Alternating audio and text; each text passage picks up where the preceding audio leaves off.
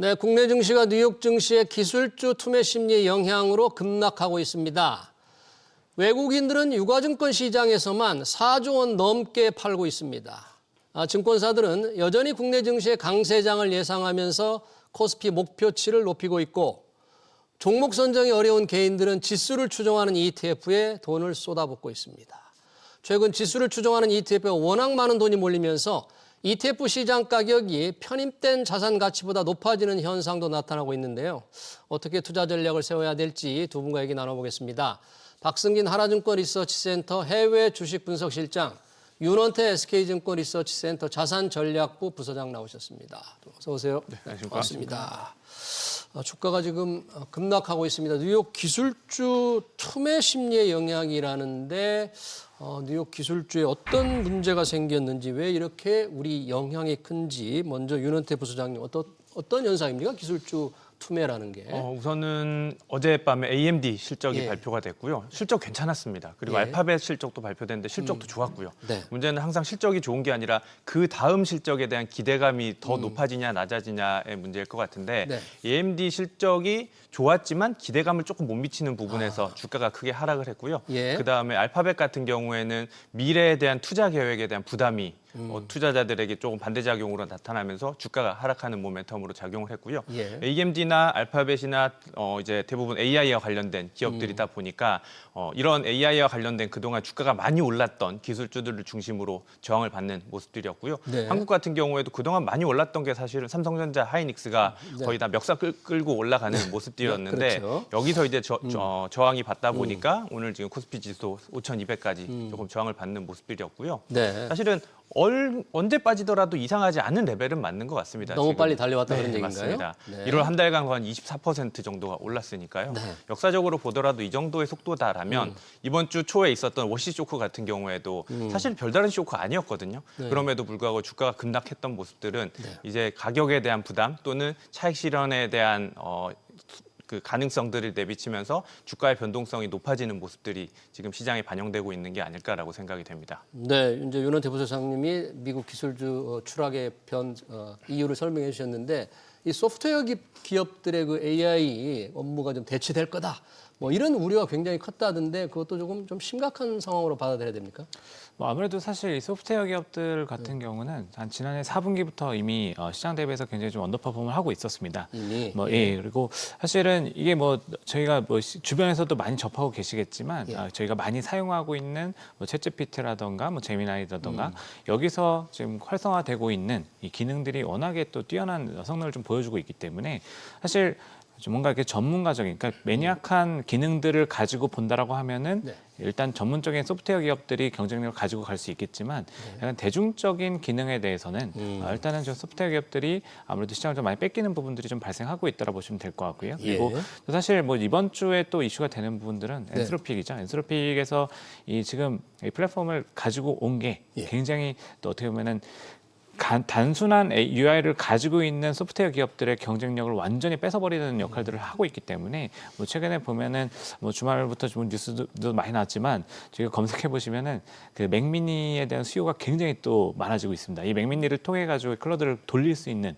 맥미니를 통해서 클라우드를 그 애플의 돌린다. 제품인데 저전력과 효율성 이런 걸 가지고 또 가격 측면에서도 경쟁력을 가지고 있다, 이런 얘기들이 돌면서 네. 이런 수요들이 시장에서도 굉장히 빠르게 유입되고 있고, 이게 결국은 소프트웨어 기업들이 좀 힘들어지고 있다라는 그림으로 제가 해석할 수 있을 것 같습니다. 그러네요. 그 영향이 시장에 좀 나타나고 있고 우리 시장에도 영향을 주는데, 외국인들이 유가증권 시장에 지금 4조 원 넘게 팔아치우고 있는데 다 개인들이 지금 사고 있네요. 역시 개인들 정말 놀랍습니다. 어떻게 봐야 돼요, 이걸? 맞습니다. 최근 들어서 이제 개인들의 매수세가 너무 강하다 보니까 네. 1월 달은 개인들이 다 끌어올린 시장이 아니었나라고 네. 생각이 되고 있고요. 네. 그 개인들의 자금 중에서도 ETF로 들어오는 자금들이 압도적으로 시장을 지배하는 모습들이었었는데요. 예. 아무래도 개인들은 또 포모 장세에서 들어오는 매수세도 있었을 것 같고요. 또 연말 자금들이 들어왔던 성향들도 있었을 것 같습니다. 예. 예년의 경우에는 사실 연말 연초가 되면 퇴직 자금들 입금을 해서 그걸로 투자를 했고, 그 자금들은 사실은 채권형 자금이 성격이 많았었거든요. 예. 퇴직형 자금들은. 아. 근데 이번 같은 경우에는 오히려 주식형으로 대부분 유입이 되는 퇴직금 들고 주식시장으로. 맞습니다. 네. 그게 이제 워낙 그 포모 장세에서 주가가 급등하다 보니까 주식시장으로 유입되는 모습들이 많이 나타났고요. 거기에 더해서 예금까지 네. 예금 지금 1월 한 달간 예금 자산이 40조 원이 줄어들었습니다. 다 그게 증시로. 어디로 갔는지 모르겠지만 대부분 증시로 가지 증시로. 않았을까라고 생각을 하고 있고요. 네. 개인들이 지금 떠받치는 시장에서 이번 주 월요일 같은 경우에는 그 워시 쇼크 때문에 주가는 하락했지만 예. 개인이 그 다음 날 떠받치면서 증시를 다시 원래 자리로 올려놨었는데 네. 앞으로 지금 외국인 또는 개인 아니면 기관과 개인 간의 이 세력 싸움에서 누가 이길지 여부는 조금 더 지켜봐야 될 것 같고요. 네. 개인들의 자금이 저는 연말 연초의 성격이 좀 강했다라고 생각을 하고 있고 네. 예금에서부터 나오는 머니 무브는 앞으로 얼마나 더 갈지는 모르겠지만 네. 월요일 그리고 오늘 있었던 이런 충격들이 몇 번이 가해진다라면 개인들도 이제는 조금은 움츠러들지 않을까라는 생각이 듭니다. 미천이 뭐 계속 생길 수가 있는 게 아니기 때문에 개인들이 바치는 자금도 한계가 있을 수 있겠죠. 자, 이 코스피가 이런 상황에서도 전반적으로 증권회사들이 올해 코스피 상단을 좀 올리고 있는데 외국 IB이긴 합니다만 JP모건이 뭐 강세장 시나리오로 코스피 7,500, 뭐 코스피 5,000 얘기할 때도 뭐 불가능하다고 생각했었는데 뭐 7,500 그래 불가능하지 않겠다는 생각도 할 수 있습니다만 어떻게 가능한 건지 이 JP모건의 근거는 뭡니까? 7,500을 제시한 근거. 네, 몇 가지 있습니다만 뭐 가장 이제 뚜렷한 것들은 뭐 앞서 말씀하셨던 것처럼 반도체 사이클입니다. 반도체 부분의 슈퍼 사이클을 얘기하고 있고 예. 이 부분은 뭐 저희가 이제 실적 추정치들을 저희 데이터로 돌려봐도 이 삼성전자, 하이닉스 쪽에 굉장히 이익 모멘텀이 집중이 굉장히 크게 되어 있습니다. 예. 네, 이런 부분들이 일단은 또 시가총액에서 또 가장 또 대형주들이긴 하기 때문에 예. 지수를 끌고 갈 수 있는 힘이 굉장히 좀 강하다라는 해석이 좀 가능할 것 같고요. 예. 그리고 또 이제 반도체 외에도 사실은 뭐 저희가 뭐 최근에 항상 얘기하는 뭐 조방원 얘기해서 또 방산 조선 그리고 뭐 전력기 건설 전력기. 이쪽까지도 뭐 로보틱스까지 좀 더 넓은 범위에서 포함한다고 하면은 조금 더 이 수주 잔고가 계속 늘어나면서 좀 반도체만큼의 기울기는 아니지만 예. 이익 증가율이 계속 좀 높아질 수 있는 영역들을 더 갖추고 있다. 뭐 예. 이런 평가들이 있고 뭐 세 번째 같은 경우는 또 정책입니다. 뭐 정책들이요? 작년부터 저희가 많이 보고 있지만 네. 이 밸류앱 프로그램부터 시작해서 뭐 상법 개정, 그래서 이 법안 쪽에서 이 정책적으로 밀어붙인 사실 뭐 앞서 저희가 또 말씀 주셨던 것처럼 이 부동산 대책도 어떻게 보면은 주식시장으로 돈을 좀 끌어들일 수 있는 정책 방향성이기 때문에 네. 이런 수급의 움직임들과 정책의 조합이 조금 더 시장을 또 탄탄하게 만들어 줄 거다 이런 기대치들이 있는 것 같고요. 네. 사실 이런 조합을 보고 그리고 또 최근엔 또 어쨌든 시장에서 이 국내 기관과 국내 개인들 투자자들의 영향력이 강해지다 보니까 네. 조금 더 어떻게 보면은 전보다는 좀 시장이 좀 국내 시장이 단단해질 수 있다 이런 평가들이 좀 내려지고 있다라 보셔도 될 것 같습니다. JP모건이 7,500 하니까 참 먼 높이 있는 숫자 같이 보니까 혹시 다른 데들은 어떻게 예상을 합니까? 뭐 SK증권이라든지 또 하나증권이라든지 다 각자 예상치가 있을 것 같은데 네, 이게 좀 맞습니다. 과도하게 보는 건가요? JP모건은? 베스트 시나리오에서는 7,500, 7,300선으로 제시하는 기관들도 몇 개가 있고요. 예. 일반적으로 노멀한 뷰는 지금 지난 12월 정도 뷰에서는 5,000에서 5,500 사이가 가장 주류를 이루고 있습니다. 5,000에서 5,500. 네. 그리고 최근에 이제 5,300을 뚫고 올라가니까 네. 수정 전망을 내는 기관들은 5,500에서 6,000까지 올려잡는 게 일반적이고요. 조금 안 좋게 보는 네. 워스트 케이스들을 보면은 뭐 시티그룹이라던가 아니면은 모건 스탠리 같은 경우에는 워스트 케이스를 가정을 하고 전망했을 때는 예. 한 4,500에서 5,000 정도로 낮아질 수 있다라고 보고 있고요. 예. 이 워스트 케이스에서는 뭐 글로벌 성장이 둔화된다던가 성장률을 아니면 둔화. 그동안 지금 끌어올렸던 반도체와 관련된 네. 공급 부담이 작용한다던가 아. 아니면 중국의 회복이 조금 지연된다던가 네. 이런 조건 하에서는 지금보다는 증시가 하락할 가능성이 있다라고 워스트 케이스는 보고 있습니다. 그러네요. 지금 삼성전자, SK하이닉스의 수익 증가 힘으로 간다는데 그 전체적인 올해 예상되는 수익, 그 수익을 근거로 봤을 때 주가 수익 비율이 어떻게 되는지 또는 이 PBR, 주가 순자산 비율이 어떻게 되는지 이 각 증권회사들마다 어느 정도 PER이나 PBR 줄지는 좀 다를 수 있습니다만 어떻게 보십니까? 네, 뭐 밸류에이션에 대한 부분들은 사실 아까 앞서 말씀 주신 것처럼 계속 이제 시장이 뚫고 올라가다 보니까 상향 조정이 계속 되고 있습니다. 계속 지금 올라가요. 새로운 수치들이 또 나오고 있고 예. 이 주문에 대한 부분들이 계속 확인이 되다 보니까 어쨌든 이 수요와 공급에 대한 이슈들이 계속 좀 상향 조정되면서 저희 레벨 자체도 계속 올라간다라고 보시면 될 것 같고요. 이게 예.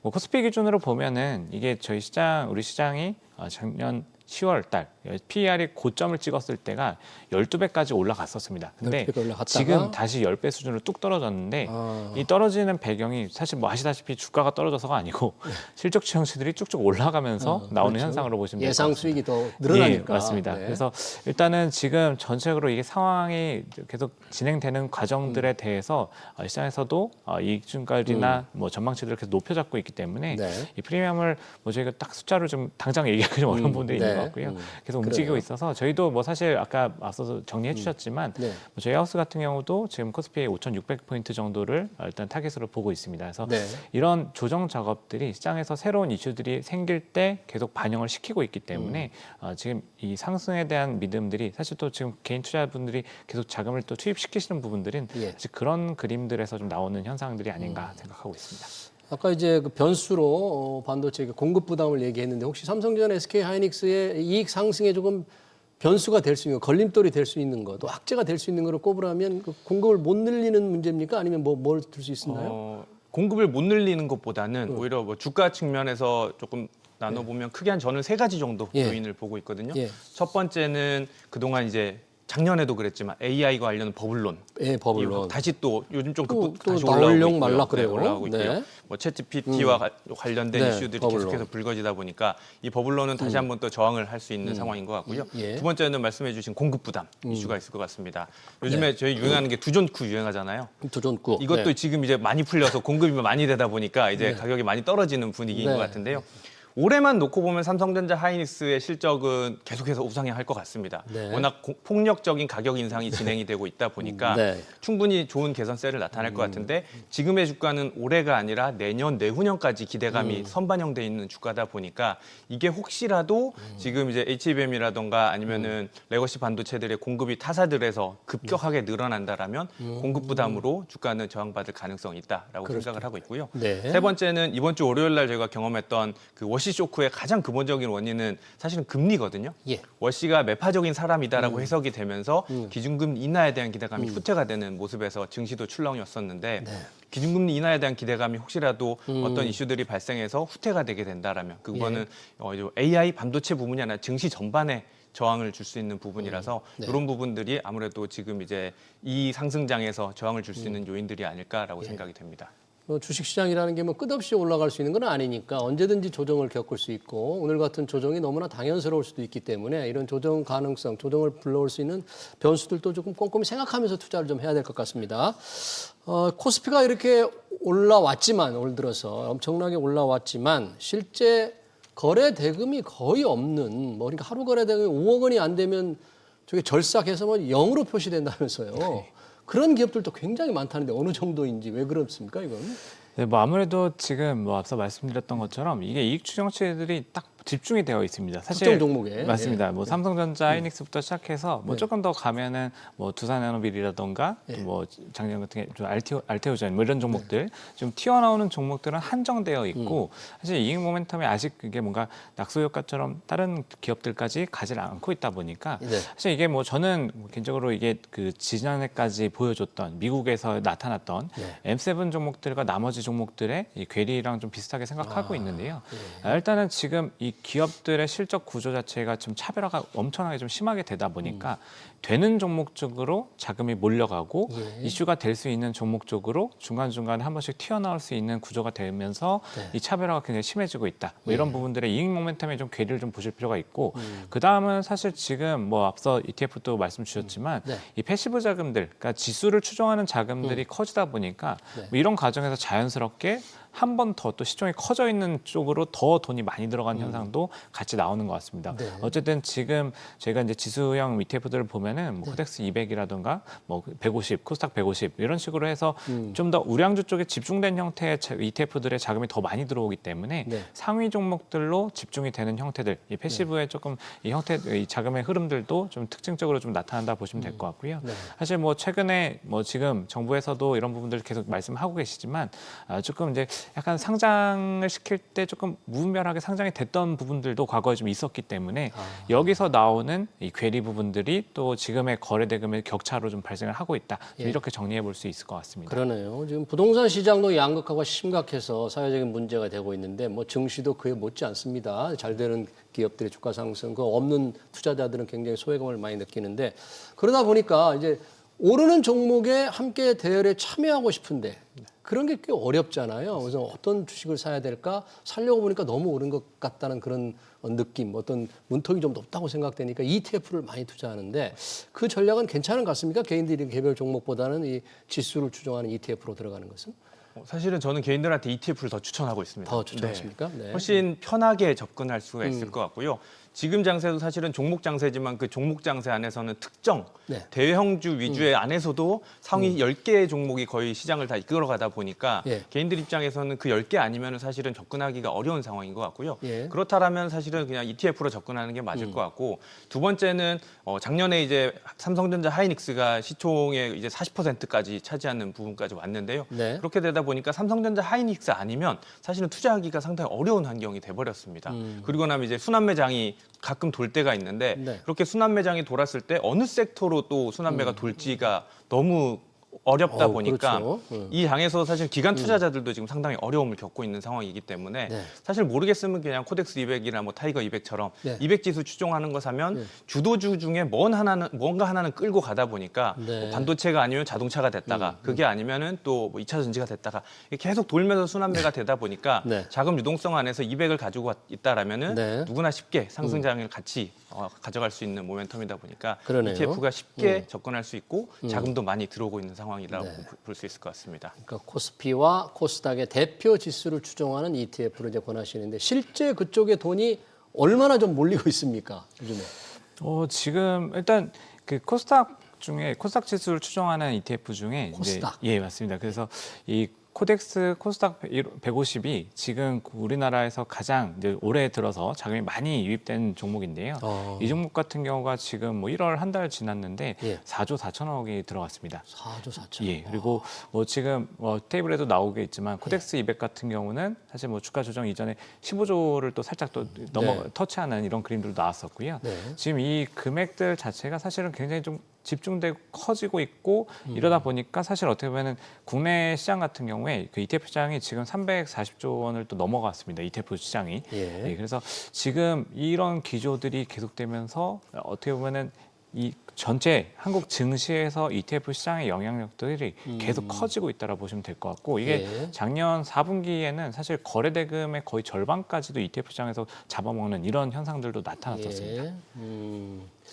지금 아까 퇴직금을 잠깐 말씀해 주셨는데 이 퇴직금도 이제 연금으로 운용들을 많이 하잖아요. 근데 그동안에 대부분 이제 원리금 보장 상품에 많이 넣어서 수익률이 낮다고 그랬는데 그런 돈들도 지금 이쪽으로 ETF형 쪽으로 많이 움직이고 있는 거 아닐까요? 맞습니다. 그 말씀해 주신 대로 과거의 퇴직금은 안정형 자산, 네. 채권형 자산으로 많이 투자를 하고 운용을 했고 아니면은 모르시는 분들 현금으로 들고 계셨던 분들도 현금으로 많고요. 네. 수익도 없는데. 맞습니다. 근데 네. 최근 들어서 이제 이게 유행이 타다 보니까 퇴직금 안에서도 그 DB형 퇴직금을 DC형으로 옮겨서도 ETF로 투자하시는 분들도 많고요. 예. 다양한 그 연금 계좌가 사실은 뭐 개인연금, IRP, 퇴직연금 이런 다양한 연금 계좌가 있는데 개인연금도 있고 IRP, 네, 그렇죠. 여기서 대부분 이제 주식형으로 투자를 하게 되고요. 요즘 들어서는 그리고 이제 30%그 안정형 자산을 맞춰야 되는 부분까지도 혼합형으로 투자하는 개인들이 상당히 많아지는 상황이다 보니까 30%는 안정형으로 해야 되는데 근데 이제 그것까지도 조금이라도 수익을 더 얻으려고. 예를 들어서 뭐 삼성전자 채권 혼합형 이런 걸로 주식의 비중이 높은 안정형 자산을 투자하는 모습이다 보니까 예. 이게 정말 머니무브가 이제는 현실화되고 있는 모습이 아닐까라는 생각이 듭니다. 네, 그러네요. 그러니까 이제 종목 선정이 어려우니까 이런 ETF에 쉽게 투자하는데 아까 코스닥 150 지수를 추종하는 ETF에 돈이 제일 많이 몰리고 있다고 그러는데 그렇게 몰리니까 이 코스닥 150 ETF 가격하고 시장 가격이 있을 텐데 거기에 편입되는 기초 자산 가격하고 무슨 괴리율이 생기고 있다. 네네. 상당히 이게 좀 문제다 그러는데 어떤 문제가 있는 거예요? 이게 사실 이제 대형주들, 그러니까 ETF 중에도 시가총액이 좀 큰 종목들 같은 경우는 어쨌든 가격이 촘촘하게 형성이 되기 때문에 네. 사실 이 괴리율이 발생을 잘 안 합니다. 근데 이게 괴리율이라고 하는 거는 그러니까 ETF 같은 경우는 ETF 안에 이 기초가 되는 뭐 예를 들어 말씀하신 것처럼 코스닥 150이라고 하면은 코스닥 150의 가치를 얘가 포트폴리오를 딱 만들어 놓고 이 안에다 ETF 가격에 반영을 시키기 때문에 이 본연의 가치를 가지고 거래가 될 수 있게 ETF 운용사들, 사실은 이제 증권사들이 이제 LP로서 유동성을 공급하면서 참여를 하게 되는데요. 예. 이 가치를 적정하게 따라갈 수 있게 조절을 해줘야 되는데 이게 순간적으로 매수세가 많이 몰려 들어오게 되면은 LP들이 이걸 미처 다 잡아놓지 못하고 뚫려 나가면서 이 원래 가치보다 더 높게 형성이 될 수가 있습니다. 예. 이런 부분들이 사실 이제 결국은 이제 괴리율이 플러스 쪽으로 좀 나오고 있다라는 부분들인 거고, 그래서 결국은 적정 가치보다 비싸지는 가격에서 거래되는 시간들이 또 생긴다, 이렇게 좀 해석을 하시면 될 것 같습니다. 네. 뭐 이거는 뭐 당연한 얘기지만 사실 뭐 단기적으로 나타나는 현상들이라고 보시면 되는데 네. 이 괴리율이 좀 커졌다라고 보시면은 이게 또 사실 결과적으로는 제 가치를 찾아가게 되어 있기 때문에 괴리율이 높아질 때는 내가 비싸게 살 수 있다는 리스크에 노출이 되어 있다, 이런 것들을 좀 인지하실 필요가 있고, 이렇게 되면은 조금 이제 주문 내실 때 이 고가를 좀 보시면서 조심해서 좀 보수적으로 좀 내실 필요가 있다, 이렇게 말씀드릴 수 있을 것 같습니다. 괴리율까지 좀 보고 투자를 해야 되겠네요. 워낙 요즘 개인 투자자들이 이제 워낙에 증시에 대해서 많이 하니까 이런 것까지 다 감안해서 투자를 할 것 같은데,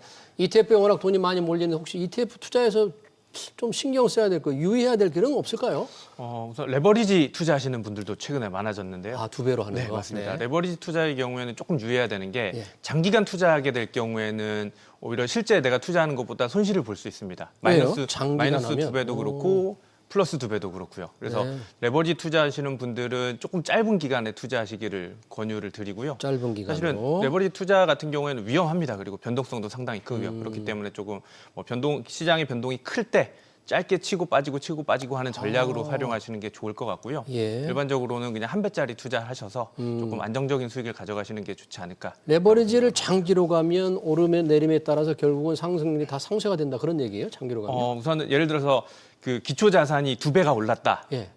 보유 기간 동안 한 달 동안에 기초 자산이 2배가 올랐으면은 레버리지 ETF 경우에 2배가 아니라 그보다 조금 못 미치는 수익률이 나타납니다. 아, 네. 네. 그게 뭐 기술적으로 그렇게 되는 상황이기 때문에 예. 마이너스도 그렇고요. 그래서 장기간 투자할 경우에는 뭐 보수도 사실은 더 비싸고 그래서 수수료도. 네네. 그래서 네. 장기 투자할 때는 레버리지 상품을 조금 유의를 해야 되지 않을까라는 생각이 듭니다. 하여튼 뭐 레버리지 투자자들도 투자한 방법이지만 뭐 탐욕이라고까지는 할 수 있지만 너무 욕심 부리면 혹시 또 큰 탈이 날 수 있으니까 좀 주의를 하라, 그런 얘기고요.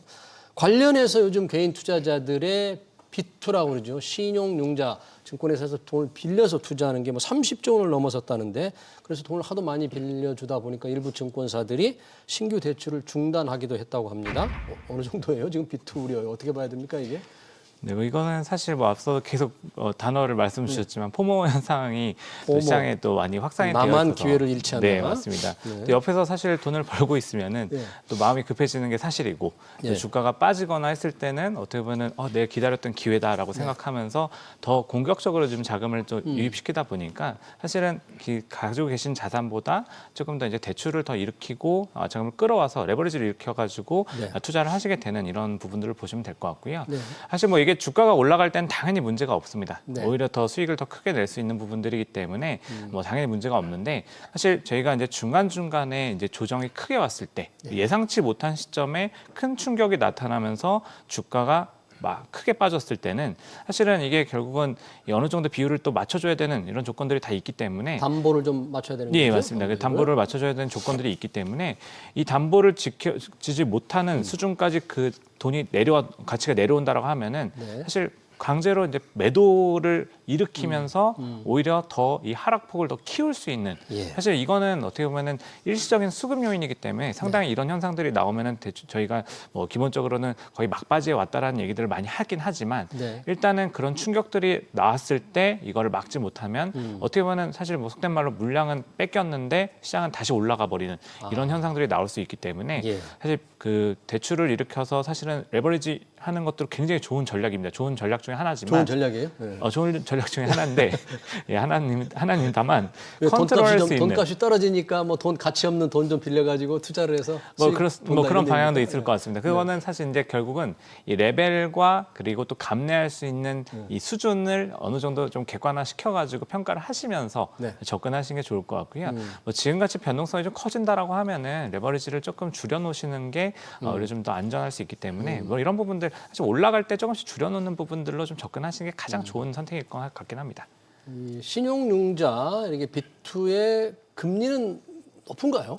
개인들 일반적으로는 높습니다. 근데 증권사들이 프로모션을 가끔 합니다. 지금도 프로모션하는 증권사들이 있고요. 싸게 빌려준다. 네, 그래서 오늘 찾아보니까 제일 낮은 금리가 3.9%의 지금 신용융자 예. 프로모션을 하는 기관들도 있고요. 네. 일반적으로는 지금 현재 상황에서 한 8에서 9% 정도 금리가 나옵니다. 8에서 9%. 상당히 높은 금리고요, 사실은. 그러네요. 증권사 입장에서는 되게 좋은 수익원이 되고 있습니다. 그래서 그래요? 일부 증권사가 지금 이 신용융자를 중단했다라고 하는데 네. 이것도 따져보면 신용융자 한도가 이미 다 찬 증권사들이 이제 더 이상 다 못 내보내니까 빌려줘가지고. 네. 중단을 한 거고요. 네. 한도가 남은 기관들은 아직도 이제 계속해서 프로모션을 통해서 네. 유입을 하려고 노력하고 있습니다. 참 이거 빚 많이 내라고 또 이자를 낮춰줄 수는 없는데 8 내지 9% 빌려주는 금리가 참 높긴 하니까 빌리는 사람의 부담은 큰데 그렇다고 빚 더 내라고 참 더 낮춰주기도 어렵고 아주 참 애매하네요. 이 부분 어떻게 해야 될지. 지금 증시에 영향을 좀 주고 관심을 갖고 있는 종목이 지금 엔비디아인데 엔비디아가 최근 오픈 AI에 대해서 원래 200억 달러 투자를 하겠다고 그랬는데 이게 뭐 투자가 늦춰질 거다 안 될 거다는 얘기도 있고 아니다 엔비디아 계속 할 거다는 게 있는데 혹시 어떻게 정리가 됐습니까? 사실 이거는 뭐 지금 뭐 한마디로 정리하면은 그냥 불편한 동거다라고 좀 밖에 볼 수 없을 것 같습니다.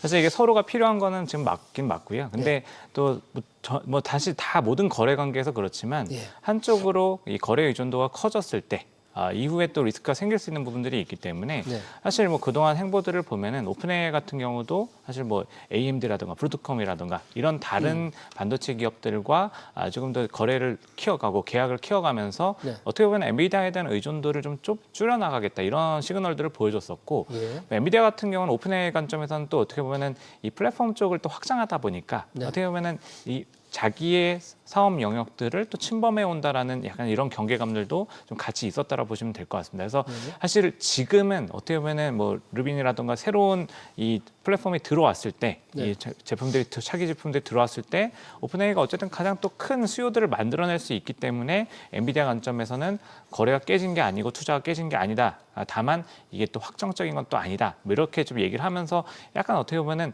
끈을 잡고는 네. 있는데 약간 또 약해지면서 사실은 또 시장에서 좀 불안해할 수밖에 없는 이런 양상들을 좀 보여주고 있다라고 보시면 될 것 같고요. 예. 어떻게 보면은 이거는 좀 비즈니스 측면에서는 좀 당연한 부분도 될 수 있을 것 같고 네. 또 사실 엔비디아 입장에서도 이 오픈AI가 아까 말씀드렸던 좀 경쟁자들을 또 이제 범위를 좀 넓혀가는 것들에 대한 불편함 그리고 또 사실 이 오픈AI가 최근엔 또 시장 점유율을 또 계속 뺏기고 있는 그림들이 또 나오고 있기 때문에 예. 사실 수익성 측면에서 봤을 때 한쪽의 의존도를 계속 가져갔을 때 이 향후의 이 리스크 부분들이 또 굉장히 좀 평가가 될 수밖에 없는 부분이다 이렇게 좀 보셔도 될 것 같습니다. 네, 오늘은 시장이 큰 조정을 겪고 있지만 증권사들이 예상한 대로 기대하는 대로 코스피가 올라간다면 결국 반도체가 앞서서 이끌 거라는 건 좀 분명해 보입니다만 뭐 결국 반도체를 선택해야 되는 건지 아니면 조금 더 다른 쪽에 좀 관심을 가진다면 뭐를 좀 생각해 봐야 될까요?